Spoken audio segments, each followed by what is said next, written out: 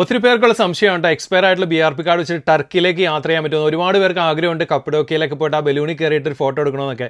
അപ്പം തീർച്ചയായിട്ടും പറ്റും. അപ്പോൾ നമ്മുടെ ഒരു സുഹൃത്ത് ഈ അടുത്ത് ടർക്കിയിൽ പോയിട്ടുണ്ടായിരുന്നു. അപ്പോൾ പുള്ളിയുടെ അനുഭവം ഉണ്ട്. അപ്പോൾ എന്താണെങ്കിലും എന്തൊക്കെയാണ് ചെയ്യേണ്ടതെന്ന് നോക്കുകയാണെങ്കിൽ പെട്ടെന്ന് ഞാൻ പറയാം. നമ്മൾ ടർക്കിയുടെ ഒഫീഷ്യൽ സൈറ്റിൽ പോയിട്ട് ഈ വിസയുടെ ആപ്ലിക്കേഷൻ കൊടുക്കുക എന്നുള്ളതാണ്. അപ്പോൾ നമ്മൾ ഡീറ്റെയിൽസ് ഒക്കെ വെച്ചിട്ട് അപ്ലൈ ചെയ്യുമ്പോൾ ഒരു 3 സ്റ്റെപ്പ് പ്രോസസ്സാണ്. ആദ്യം നമ്മൾ ഡീറ്റെയിൽസ് കൊടുത്ത് അപ്ലൈ ചെയ്യുക, രണ്ടാമത്തെ നമ്മുടെ പേയ്മെൻറ്റ് നടത്തുക, മൂന്നാമത്തേത് ഈ വിസ ഡൗൺലോഡ് ചെയ്യുക. ഏതാണ്ട് 41 പൗണ്ടാണ് ഈ വിസയ്ക്ക് ആവുന്നത്.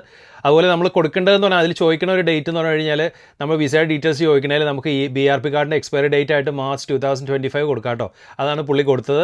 അല്ലാന്നുണ്ടെങ്കിൽ ഈ വിസയുടെ നമ്പറും കൊടുക്കാമെന്ന് പറയുന്നുണ്ട്. പക്ഷേ പുള്ളി BRPയുടെ എക്സ്പയറി ഡേറ്റ് എന്നുള്ള രീതിയിലാണ് കൊടുത്തത്. എയർപോർട്ടിൽ അതുപോലെ നമ്മൾ UK എയർപോർട്ടിൽ നിന്ന് സ്റ്റാർട്ട് ചെയ്യുമ്പോഴേക്കും ചോദിക്കുന്ന കാര്യം എന്ന് പറഞ്ഞാൽ ഷെയർ കോഡാണ്. അപ്പോൾ ഷെയർ കോഡിൻ്റെ ഒരു സ്ക്രീൻഷോട്ട് നമ്മൾ ഫോണിൽ വെച്ചേക്കാം കേട്ടോ. അതുപോലെ തന്നെ അവിടെ ചെല്ലുമ്പോഴേക്കും നമ്മുടെ അടുത്ത് പാസ്പോർട്ടും നമ്മുടെ എക്സ്പയർ ആയിട്ടുള്ള BRP കാർഡുമാണ് ചോദിക്കുന്നത്. അതുപോലെ തിരിച്ചു വരുമ്പോൾ ഇതുപോലെ തന്നെ ഷെയർ കോഡ് ചോദിച്ചായിരുന്നു. അപ്പോൾ ഷെയർ കോഡ് നമ്മൾ സ്ക്രീൻഷോട്ടായിട്ട് ഫോണിൽ വെച്ചേക്കുക.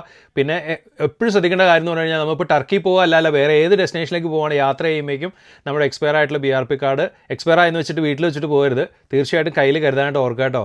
മറ്റുള്ളവരിലേക്ക് ഒന്ന് ഷെയർ ചെയ്തെത്തിക്കട്ടോ.